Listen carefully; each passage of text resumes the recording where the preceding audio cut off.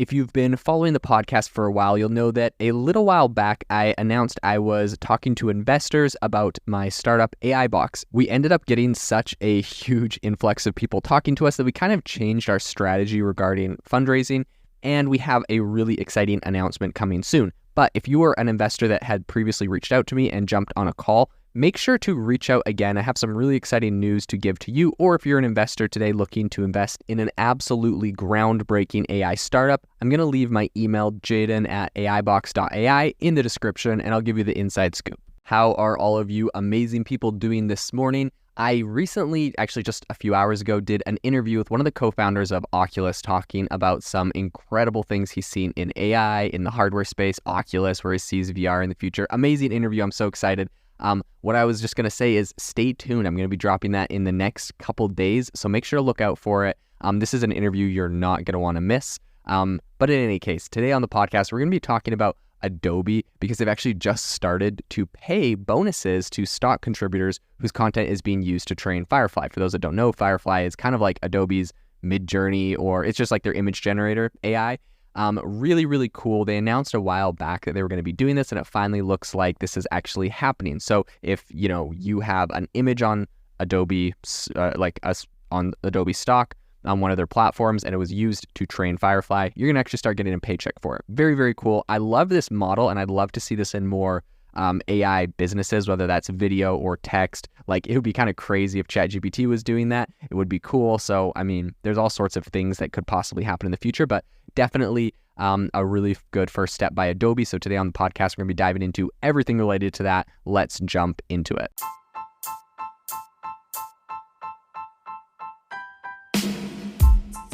Welcome to the AI Chat Podcast. I'm your host, Jaden Schaefer.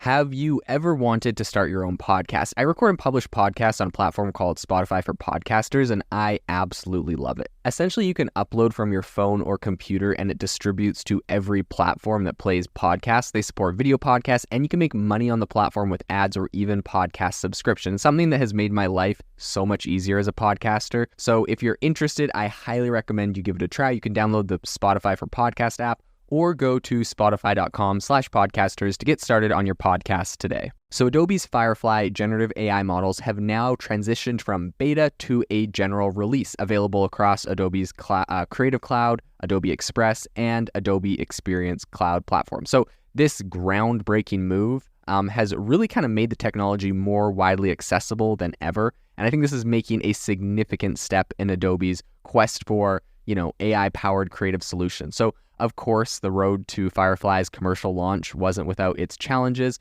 The company faced a whole bunch of questions around its compensation model for Adobe stock contributors, especially those whose content contributed to Firefly's training data. I think some of the tension kind of just revolves around the possibility of these photographers and kind of illustrators losing business as users turn to Firefly for generating unique images rather than just purchasing existing stock content. In my opinion, I don't know what they expect, because the alternative is people are just going to go to like Midjourney and everything else that's out there right now and just get it without them getting any compensation. So in my opinion, if they're getting compensated, they should be happy. Maybe in the future, it can be kind of like Spotify, where artists complain and got the regulators or other people to kind of push up the price that they get paid per stream. But as it stands, since the default would appear to be no one getting compensated, I would take what you can get and then try to push the needle in the future. That'd be my strategy if I was a creator kind of complaining about this. But of course, people just want, maybe they just want their cake and they want to be able to eat it as well. So in any case, I think, kind of addressing this concern, Adobe has announced an annual bonus for eligible Adobe stock contributors, which is covering both standard and premium stock collections. So this bonus aims to recognize the value these contributors bring to Firefly's ecosystem. Specifically, the initial bonus is going to go from, I believe, this June of last year to June of this year. So essentially, that's kind of matching the data set Adobe used to train Firefly, aka they used all of those things to train Firefly. So they're going to say like, hey, anyone that had content on the platform between those two dates, we'll look at what the content was and we'll pay you for it. I'm really curious what the payout would be for that. But in any case, determining these bonuses definitely is not straightforward. given the difficulty in tracking how often a specific image contributes to a newly generated Firefly image. So Alexandru Kostin, who's Adobe's VP for generative AI and Sensei, provided a little bit of insight into the company's approach here. This is like actually so interesting, but this is what he said, quote, "The formula we have is a mix of the total number of assets they have in the training data set and the number of assets licensed. So basically the popularity of the commercial success of their assets, which we take as a proxy of the value of their assets through the lens of the marketplace." Okay, for those that weren't following, I think essentially what he's saying is they're looking at like all of your assets that you have, all the pictures that you've taken, how many times those pictures have been paid for just by users that are like, hey, this is cool, pay for it. And they're like, essentially, they're not like assigning a value to everything and every time it goes through an AI model and trains something and gets spit out on the other end. They like track all the tokens and payments and then pay you. It's not like that. It's, I guess, too complicated. It's not like streaming royalties on Spotify. What they're actually doing is just saying, you were like, you sold 100 a month of this picture before, so we're assuming you have like a popularity score of 100 on this picture. Now, we're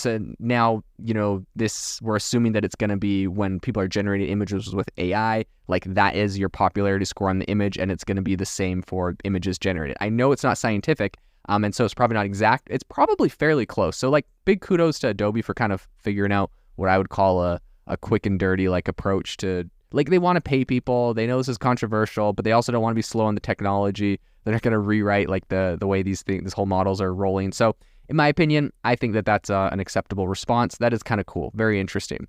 So Adobe kind of remains coy about disclosing any figures tied to these bonuses, right? So they're going to pay bonuses, but no one knows how much it is. And they're mentioning that these are largely dependent on individual contributors and how their content is being utilized. So the company did promise to divulge more details about the overall size of the bonus pool in the future, whenever that is. So on the user side, Adobe has implemented a, quote, generative credits system to meet Firefly usage. So each time a user opts to generate an image using Firefly, it's going to consume 1 credit. And the company has also redesigned the Firefly web app to prevent automatic generation of images until a user finalizes their actual settings.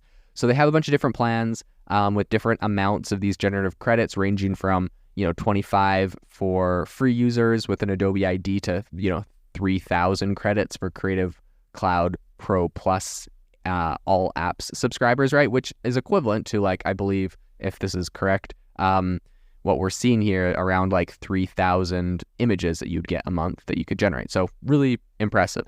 In any case, I think it's noteworthy to say, right, like, this isn't, they can't just like say, okay, pay $25 a month and get as many images as you want. It costs a lot of money. People would exploit that and like abuse it. So they really have to like just assign credits, and you can buy credits. This is how a lot of things in AI are happening. Makes a lot of sense. You saw the same thing with like Jasper, the AI writing tool.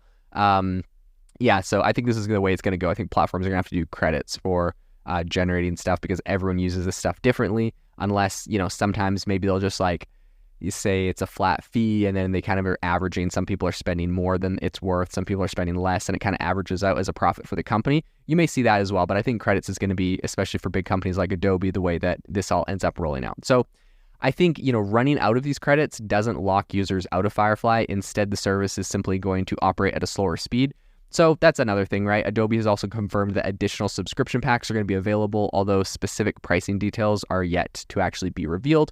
But I mean, that's kind of cool, right? Like, it's kind of like ChatGPT. You only have so many uses of GPT-4 in an hour, but if you use them all up, it's not like you get locked out of your account. It's just like you get, put on the slower or worse GPT 3.5. So Kostin elaborated on the need for this system, stating, quote, "All of these models are very large, they run in the cloud, and are expensive to run, and we are optimizing them for quality of output, not for inference speed. Because of that, we need to protect the user base to make sure they have access to the service and to ensure fair use of the services." So Firefly so far has generated, I think, over 2 billion images. That's really impressive.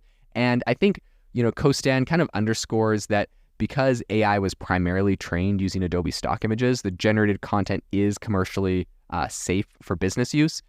Also, this is massive, right? Like, they have the licenses, so when you use this, like, no one's going to sue you and say, hey, like, I don't know, whatever. Businesses were concerned that there's going to be lawsuits. Like, because this was trained on an artist's data and the artist is going to go sue the business for generating something with AI based off of their stuff without getting permission. There's permission. All the permission's done. Adobe had the licenses, so this is good to go for businesses, which I think is also a big move and another reason why Adobe is going to see a lot of success here. So Adobe has also taken the extra step of indemnifying its enterprise users against potential lawsuits arising from the use of Firefly generated images. They said, like, look, if we did something wrong in the copyright and you're getting sued because of anything that you generate on our platform, we're going to pay for the lawsuit. So, like, big kudos to Adobe again. So Adobe's dual focus, rewarding content contributors and regulating user access, I think signals a balanced approach to ethical and business considerations as it scales its generative AI capabilities. The broader launch of Firefly showcases the company's kind of ongoing commitment to innovation. They don't want to be left behind, pretty much, right? Like, we're seeing massive innovation from all the top tech companies. Adobe doesn't want to be left behind, and I honestly think they've done an absolute stand-up job of getting this thing put together, doing it right, paying creators, telling businesses they're not going to be liable to any lawsuits. Like, they really, no one else is able to do what they've just done here. And maybe it's because they have the deepest pockets, so it's left to be said if they're going to completely sweep the floor when it comes to the enterprise use case, right? And take some market share from Midjourney, who seems to be the market leader right now. But very, very well done. Big kudos to Adobe. That's all I can say. This is going to be an interesting product to follow as we see this get more features and get more usage and more rollout broadly. This episode is brought to you by Shopify. Forget the frustration of picking commerce platforms when you switch your business to Shopify, the global commerce platform that supercharges your selling wherever you sell. With Shopify, you'll harness the same intuitive features, trusted apps, and powerful analytics used by the world's leading brands. Sign up today for your $1 per month trial period at shopify.com/tech, all lowercase. That's shopify.com/tech.